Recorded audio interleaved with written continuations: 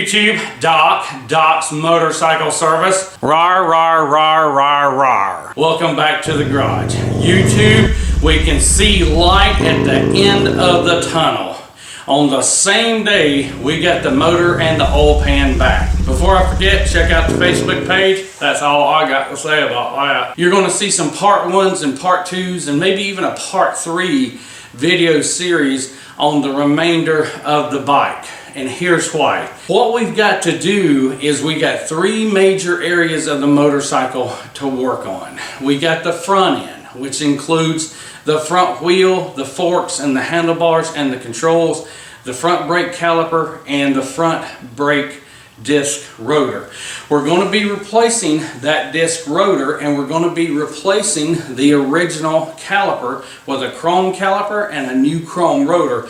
But we're going to do those as sidebar videos, start to finish, simply because somebody may be only doing that. After we get that done, we're going to jump up to the handlebar controls. We're going to put in our front brake steel braided weave line. We're going to put in the clutch steel braided weave line, and we're also going to put in the steel braided weave lines for the throttle, and that will button up the front. We have the rear of the motorcycle to deal with. We got the swing arm, we got the caliper mounting bracket, we got the polished caliper. If you've not seen that video, I'll put a little link right here for that polished caliper. And we also rebuilt the caliper, and I'll put a little link right here to that as well. But along with the rear end of the bike, we also have the drive belt. And we've got to get the axle into the hub of the wheel and get the wheel put where it needs to be and adjusted. But here's the problem. We're going to come back to that. The third area of the motorcycle to concentrate on is going to be the middle of the motorcycle. Your motor, your oil pan, your transmission, your shocks, your inner primary, your outer primary, the stator, which started this project down the road, plus the 2 gears for the belt drive. I said it before and I'll say it again. It's a puzzle. The front end of the bike, check. We're good to go there. We can put that on and we're good to go. Nothing we do up there is going to affect anything anywhere else except for the cables.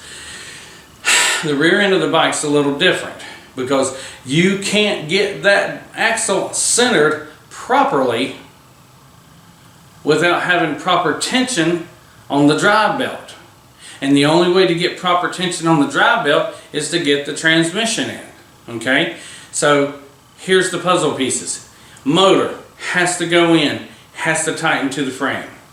Transmission has to go in. The inner primary comes in and tightens to both of them. It's a puzzle. Now, we can't put tension on that rear end until we get that transmission locked down with the primary on it. So what we're going to do today is we're going to put the motor in. Now, if you've been following along, you remembered we tried to clean this frame up ourselves and paint it. It didn't work. We ended up taking it to a powder coater and having them do it. Well, powder coater did a great job. Real good job. And because of that now, with the engine going in, we've got to make sure that the engine has proper ground. Think about it for a minute. You're getting one wire coming to the spark plug and it's got an arc. Engine's got to be grounded to the frame. Frame's got to be grounded to the battery. The spark plug has to be seated in the hole properly and grounded to the engine in order to get that spark, to make that combustion, to make it go zoom zoom. When you're powder coating the frame, make sure that the engine gets grounded to the frame really good. What we did was we took a drill bit and a small grinding tool and we went back in the holes. But you can see how shiny they are in there as opposed to having this black powder coating on them. Clean these out. So we should have a good connection to the bolt, which will have a good connection to the frame, which will be mounted, holding the engine in and give us good ground. Ought to be a little link right here to a motorcycle charging and electrical system explained video that I did. If it's not right here, look in the comments. YouTube will only allow me to link to 4, maybe 5 videos now, and I want to make sure that you see this. You take a look at that video and you'll understand what I'm talking about. But we're going to squirt a little dielectric grease into these holes, and then we're going to put the motor on the frame, and then we're going to put the bolts into the frame, and we're going to snug them up. And then we're going to use our ohms meter to check to make sure that we got good ground. If we don't have good ground, we're going to take the motor back out. We're going to check those holes, make sure they're clean, and we're going to look for a problem. So let's get at it, YouTube. We're going to take this motor that weighs about 80 or 90 pounds, and we're going to stick it in this hole. The motor will come in from the left side, but it comes in easier from the right side. We have 2 rear mounting holes and 2 front mounting holes where the bottom end of the engine is going to sit and has to be mounted. I'm going to tell you something. These motors are heavy. This motor's about 80, 90 pounds. It's pretty tough on a 53-year-old man's back, but a lift makes it easy. You can go out there and you can find some wild ways of putting a motor into a frame of a motorcycle. I ain't even going to talk about it because I wouldn't do it that way. I'm not capable of doing it that way. But understand this, on your Heritage Softails, particularly this year frame, this series of years of frame, that motor will go out the left side, but it'll come out the right side easier. Remember what I said, it's all about a puzzle. We've got our bolts set up for the rear, and we got our bolts set up for the front. And I'm going to tell you something. You can call this a safety tip if you want to, but have your stuff close by. Once we set this motor up here into the frame, I have confidence that it's going to sit there, but at the same time, I feel better having everything that I need in arm's distance. I can set this thing up here, pick this up, drop it in the hole, bam, it's in there, even if I don't have the nuts on it. Say hey, Linda. Hi! Linda's so excited that this motor's back, she can't hardly see straight. Ain't that right, Linda? I am. I am excited. Or is it just that you want your side of the garage back? Well, that too. All right, so Linda's lifting our jack up, our lift up, and the nice thing about having a lift is, here's a safety tip. If you can stand straight while you're putting this motor in, you're going to save you some aches and pains. The nice thing about having a lift here is we can adjust this thing based off my height and where I want it to go in at. Linda's jacked up the lift. She's taken the safety bar out, so now we're going to start lowering it. Linda, go ahead and ease down on it a little bit. And we might make some adjustments with this. We might not. It just depends on where I think it needs to be at.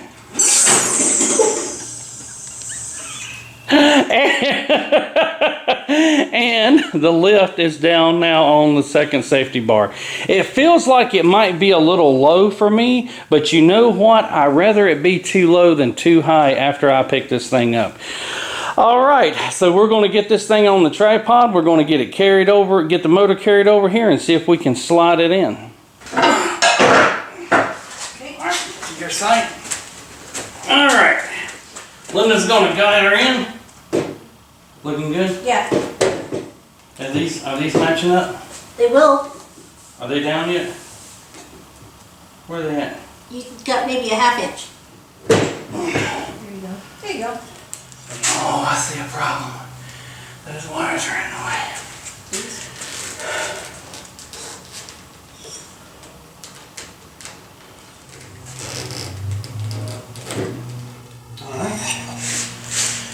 Well, she's in there. She's not exactly where she needs to be at YouTube, but she's in there. So, living and learning. These wires were on the bottom of the top part of the frame, so they were sort of in the way, so we had to move those. So now what we're going to do, actually, that looks like that's lining up pretty good. Linda, see if your bolt will drop in the back. Okay, there we go. Good job, Linda. Good job. Woohoo! Woohoo! We've got her in there now. For her weight, she's in there. We got the bolts dropped in from the top. What we're going to do now is put our nuts and washers on the bottom, and we're not going to kill them. We're just going to tighten them up for right now, just as a safety factor. I doubt this thing's going to jump out of here overnight, but you never know. So What do you think, Linda? It's in. It's in. She's back and she's looking really good. At this point, we're going to start on the oil pan up here, the transmission down here, and I'll show you what that looks like. So stick around, YouTube. Wanted to give you a couple little looks at that. I didn't really cover it in the first part of the video, but what we did was we had the cases, both sides, the jugs, had those powder coated in a natural silver like. Can't really see it right here. You'll see it better, but there's a little bit of metal flake in there.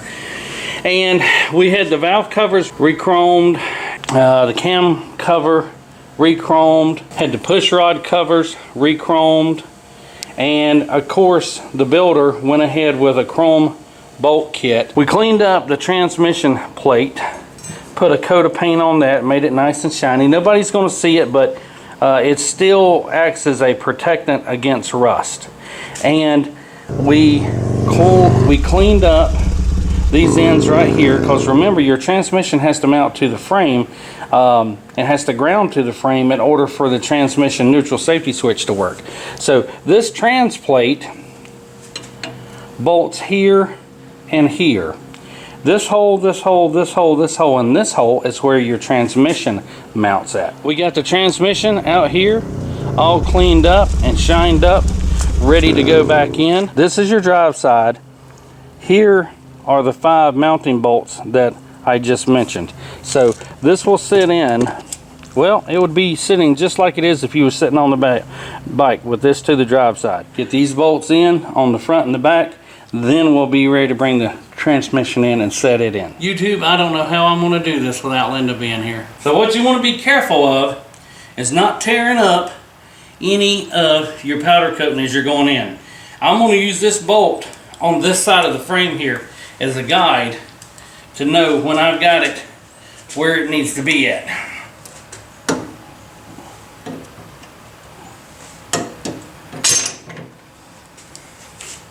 And she looks like she's in.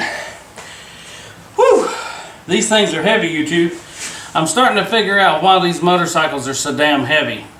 So we're going to get this tightened in, and then we're going to move on to the oil pan. I know I mentioned in a previous video that we were going to put the oil pan in first. Well, after I figured this thing out and looked at it a little bit, we were either going to have to bring the transmission in from this direction, which would have been fine because of the starter mount, or put this in first. I went ahead and elected to put this in first simply because it was so heavy. I didn't want to have to fight everything going through there. Oil tank front mounting bracket. Now, this is more of a rubber bumper type thing, and what these two pieces do, along with this piece in the back, lessen the vibration on the tank. Remember, the battery has to go in here. So our tank is back. It's got some fingerprints on it. We're going to clean that up a little bit and polish it before we put it in. And we're going to clean this up a little bit. And I'm not real happy with the way these nuts look back here and up here on the front. So I'm going to run to the hardware store and see if I can't replace these with something a little bit better. But I am going to kind of show you how this works together. This piece here, these bolts pass through these holes with the rubber on the back side. This piece mounts to the frame right here in front of the fender, and this supports the back side of the tank. This rubber mounting bracket, or this vibration mount, let's call it that, which has a rubber piece here and a bolt here, it mounts right there.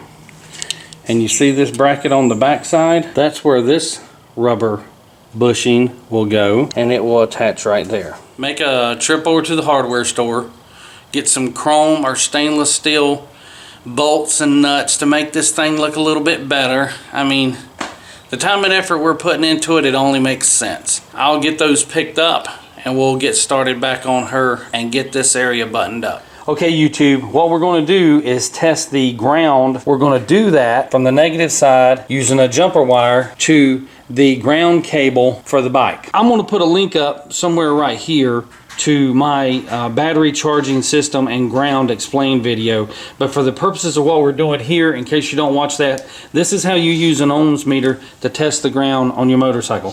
So we're going to turn it on, and the first thing that we're going to do is we're going to put the diodes across the battery.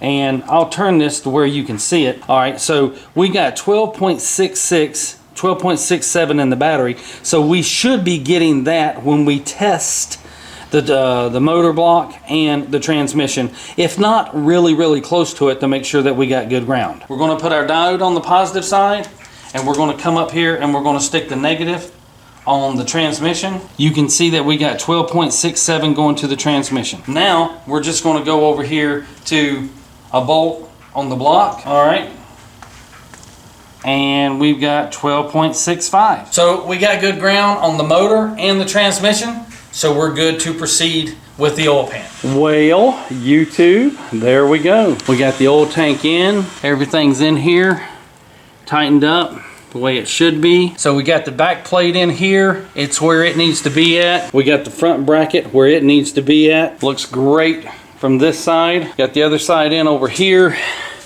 Got our vibration bushing in where it needs to be. This finished up really nice and looks great. Really happy with how this bike is coming along. Be sure and check out the Facebook page. That's all I got to say about that. Well, there she is. Looks good, YouTube. Looks pretty good. So, where are we at and what are we doing? You can count on one thing in your life, and that is change. Decided to go into a different direction. I can't say I fault this decision. The owner of the bike has decided to go ahead and close up the primary. Now, as you've seen, or if you've been following along, this thing is an open primary with a belt drive on it. He's made the decision to go back and close the primary up, and what that means is we're going to put the gears on with a new inner primary that will take it back to a chain drive like it was in the beginning. Well, that's not exactly true. He sought higher counsel, and we've decided to bump it up to a 90 model. And here's why. I'll put some pictures up for you to see, but basically the previous owner decided to chop up the inner primary so the belt drive would fit in there. And in order for it to be an open primary, he chopped up the outer primary and left just enough on for the starter jack shaft to come out and hit that little bit of outer primary to keep it from flying out of the starter. Real quick, so you guys know what I'm talking about. This is your drivetrain. This is the motor. This is the transmission. The transmission has not been bolted down. The motor has been bolted down. You remember that puzzle that I've been talking about, how all the pieces come together? The motor has to go into the frame and it gets torqued down. The transmission is in, but the stator has to go in here in this area. Then the inner primary comes in next. Once we have the inner primary down here, the two rear bolts of the motor will attach to the inner primary along with the two front bolts of the transmission. Once we get those torqued, the way this is supposed to do is the transmission, while it's loose, will mate up with the engine. A cog up here that mates with the chain and not the belt. So that's what we're doing. We're closing all that up. So for you to have an idea of how that looks, let's go see what the open belt drive looks like compared to a closed chain drive. So what you're looking at here is what was on the motorcycle when it came into the shop. Had the belt drive down here, or the belt right here, the front cog, which is grooved to match the serrations in the belt, and dry clutches. You can take the clutch hub off. Your clutches lay in here. This is what they look like. This is a closed up drive. It's the old, it's an additional outer primary that I have sitting on top of the new chrome primary, inner primary that's going to go on the bike. Now I don't have the chain on it, but you can see the difference. Here's the cogs for the chain. And here's the clutch out. So you can see, here's where the chain will go on in here. Everything is closed up. Now here's where the education comes in. This is your outer primary. It's one piece. It's solid. If you'll notice this little hole right here, this is where the starter shaft comes into. This is the starter shaft. It passed through that hole to this gear, which engaged this gear to start the motor. Here's the problem. This thing on this starter slams out. I mean, you cannot believe the force that this comes out of this starter at. And check it out. It'll pull out. It's designed to pull out. So it has to have something out here to stop it. That's where that little hole come into play. Do you see all of this and how it tightened at multiple spots? This is what's left of the outer primary that got chopped up by the owner before the owner. And here's where the problem is. The only thing to keep it from going forever and killing somebody is that little hole there. You'll notice that this piece, it only bolts at 3 different spots. Here, here, and here. It doesn't have the full support of this. So when this thing was on here, we're looking at it like this.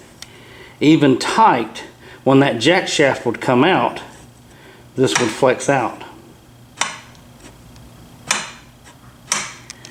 And that's bad. So that's why we're closing up the inner primary. I'll show you more about this in later videos. Right now, we're gonna wrap this up. YouTube, as always, appreciate you coming by the garage and hanging out with us. Hope you're learning something. Hope you'll take a moment to like the video. Hope you'll take a moment to share the video with somebody that may find it useful. Take a minute and watch some of the advertisements. As I've said before, I don't make a lot of money off of this, and I'm not here to make a lot of money off of it. But what little bit of money I do get from YouTube goes toward another piece of chrome, which I show you how to install, or another tool that we use in the garage that'll help you, which I'll show you how to use. YouTube, hope things go great for you. As always, ride safe, handle your business, and save some money. Thanks for coming by the garage. And